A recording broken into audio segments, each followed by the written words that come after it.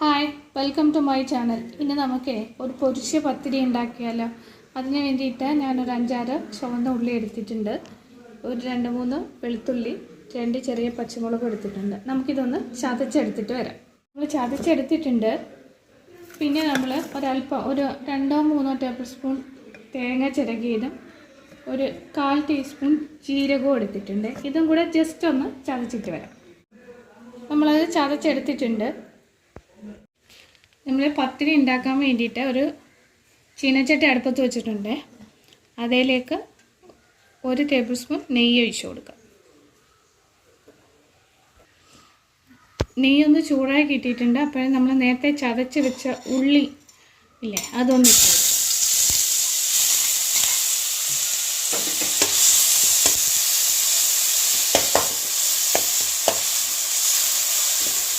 അതൊന്ന് മൂത്ത് കിട്ടിയിട്ടുണ്ട്. ഇതിലേക്ക് നമുക്ക് 1 കപ്പ് വെള്ളം ഒഴിച്ചു കൊടുക്കാം.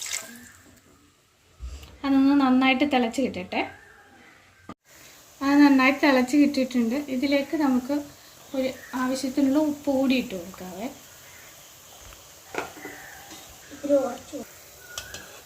പിന്നെ ഇതിലേക്ക് നമ്മൾ 1 കപ്പ് അരിപ്പൊടി എടുത്തിട്ടുണ്ട്. അതും കൂടെ നമുക്ക് ഇതിനകത്ത് ഇട്ട് കൊടുക്കാം. എന്നിട്ട് നമുക്ക് നന്നായിട്ടൊന്ന് മിക്സ് ചെയ്തെടുക്കാം. നമ്മൾ ഇടിയപ്പത്തിനൊക്കെ കുഴച്ച് വെക്കത്തില്ലേ, പത്തിരിക്കൊക്കെ കുഴക്കില്ലേ, അതുപോലെ നന്നായിട്ടൊന്ന് മിക്സ് ചെയ്തെടുക്കാം. ഇനി നമുക്ക് തീയൊന്ന് ഓഫ് ചെയ്ത് കൊടുത്തിട്ട് ഒരു 5 മിനിറ്റ് അടച്ച് വെക്കാവേ. 5 മിനിറ്റ് കഴിഞ്ഞിട്ടുണ്ട്. ഇനി നമുക്കിതൊരു വേറൊരു പാത്രത്തിലേക്ക് മാറ്റി കൊടുക്കാം. നമ്മൾ വേറൊരു പരന്ന പാത്രത്തിലോട്ട് മാറ്റിയിട്ടുണ്ട്. അതിലേക്ക് നമ്മൾ നേരത്തെ ചതച്ച് വെച്ച തേങ്ങ കൂടി ചേർക്കാം. പിന്നെ അതിൻ്റെ കൂടെ കുറച്ച് കറുത്ത എള്ള് കൂടി ഇട്ട് കൊടുക്കുന്നുണ്ട്. ഇതെല്ലാം കൂടെ നമുക്ക് നന്നായിട്ടൊന്ന് കുഴച്ചെടുക്കാമേ. ചെറിയൊരു ചൂടുണ്ട്. ആ ഒരു ചൂടിൽ തന്നെ നമ്മളിങ്ങനെ കുഴച്ചെടുക്കണേ.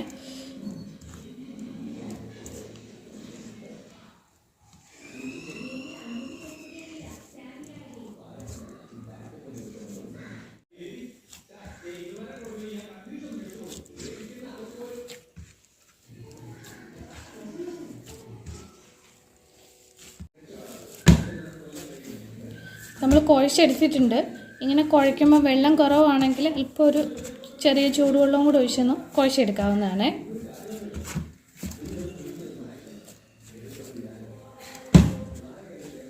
ഞാനത് 2 പാർട്ടാക്കിയിട്ടുണ്ട്. ഇനി നമുക്കിതൊന്ന് പരത്തിയെടുക്കാം.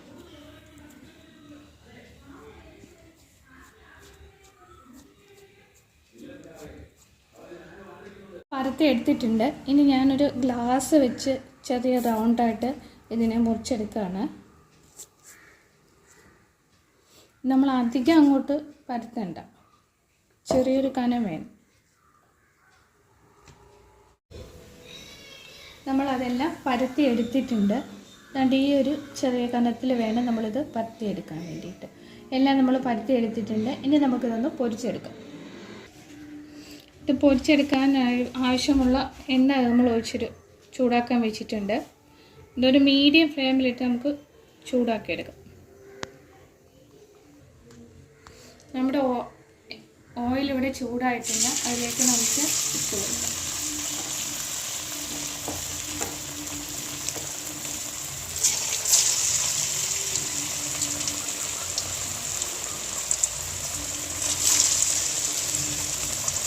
സൈഡ് വെന്ത് കഴിയുമ്പോഴത്തേനും നമുക്ക് ഇത് തിരിച്ചിട്ട് കൊടുക്കണേ.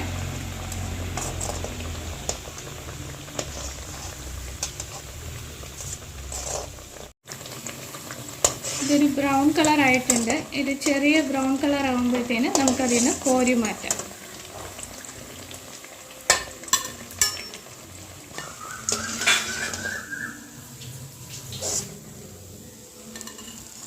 ഇതുപോലെ നമ്മളെല്ലാം കോരി എടുത്തിട്ടുണ്ട്. ഇതുപോലെ നമുക്ക് ബാക്കിയെല്ലാം ചുട്ടെടുക്കാം. ഈ പൊരിച്ച പത്തിരീൻ്റെ കൂടെ നമുക്കൊരു ചായയും കൂടെ വേണ്ടേ. അപ്പോൾ അതിന് വേണ്ടിയിട്ട് ആവശ്യത്തിനുള്ള പാലും വെള്ളവും കൂടെ ചേർത്തെടുത്ത് വെച്ചിട്ടുണ്ട്. ഞാനിവിടെ 2 ഗ്ലാസ് പാലും ഒരു 3 ഗ്ലാസ് വെള്ളവും കൂടെ ചേർത്തെടുത്തിട്ടുണ്ട്.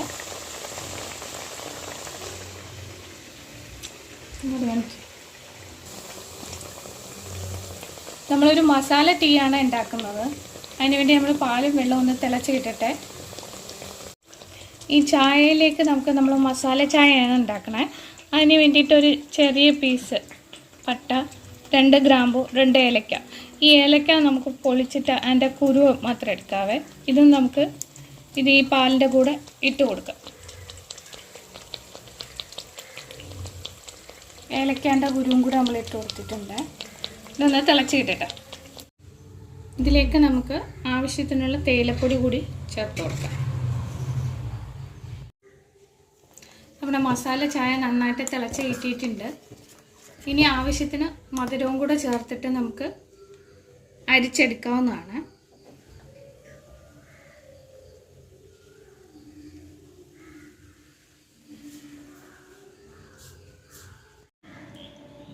നമ്മുടെ പൊരിച്ച പച്ചയും നമ്മുടെ മസാല ടീയും റെഡി ആയിട്ടുണ്ട്.